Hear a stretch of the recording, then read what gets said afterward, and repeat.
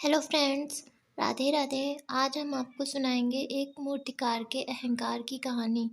अगर वीडियो अच्छी लगे तो लाइक और सब्सक्राइब करें। एक समय की बात है, एक गांव में एक मूर्तिकार रहता था।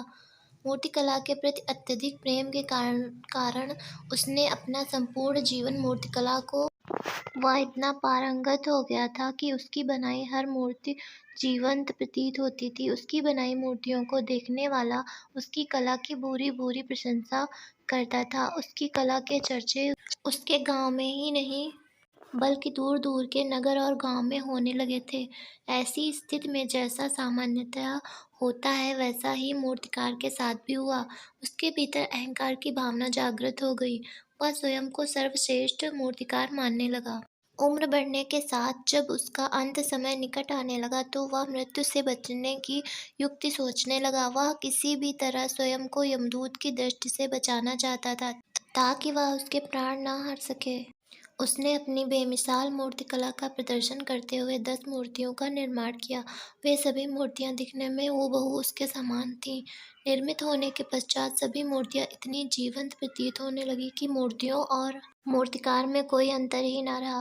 मूर्तिकार उन मूर्तियों के मध्य जाकर बैठ गया। युक्ति अनुसार यमदूत का उसे इन मूर्तियों के मध्य पहचान पाना असंभव था। उसकी युक्ति कारगर भी साबित हुई। जब यमदूत उसके प्राण हरने आया तो 11 एक सरीकी मूर्तियों को देखकर चकित रह गया। वह उन मूर्तियों में अंतर कर पाने में असमर्थ था, किंतु उसे ज्ञात था कि इन्हीं मूर्तियों के मध्य मूर्तिकार छुपा बैठा है। मूर्तिकार के प्राण हरने के लिए उसकी पहचान आवश्यक थी। उसके प्राण न हर पाने का अर्थ था कि प्रकृति के नियम के विरुद्ध जाना। प्रकृति के नियम के अनुसार मूर्तिकार का अंत समय आ चुका था। मूर्तिकार की पहचान करने के लिए यमदूत हर मूर्ति को तोड़ कर देख सकता था, किंतु वह कला का अपमान नहीं करना चाहता था। इसलिए उस समस्या का उसने एक अलग ही तोड़ निकाला।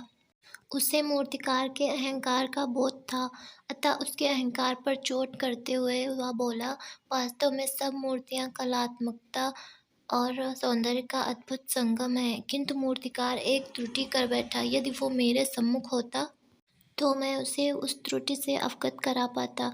अपनी मूर्ति में त्रुटि की बात सुन अहंकारी मूर्तिकार का अहंकार जाग गया। उससे रहा नहीं गया और झट से अपने स्थान से उठ बैठा और यमदूत से बोला, त्रुटि असंभव, मेरी बनाई मूर्तियां सर्वदा त्रुटिहीन होती हैं। यमदूत की युक्ति काम कर चुकी थी। उसने मूर्तिकार को पकड़ लिया और बोला, बेजान मूर्तियां बोला नहीं करती और तुम बोल पड़े। यही तुम्हारी त्रुटि है कि अपने अहंकार पर तुम्हारा कोई बस नहीं। यमदूत मूर्तिकार के प्राण हर यमलोक वापस चला गया। इस कहानी से हमें यह सीख मिलती है, अहंकार विनाश का कारण है। इसलिए अहंकार को कभी भी खुद पर हावी ना होने दें। वीडियो अच्छी लगे तो लाइक और सब्सक्राइब जरूर करें।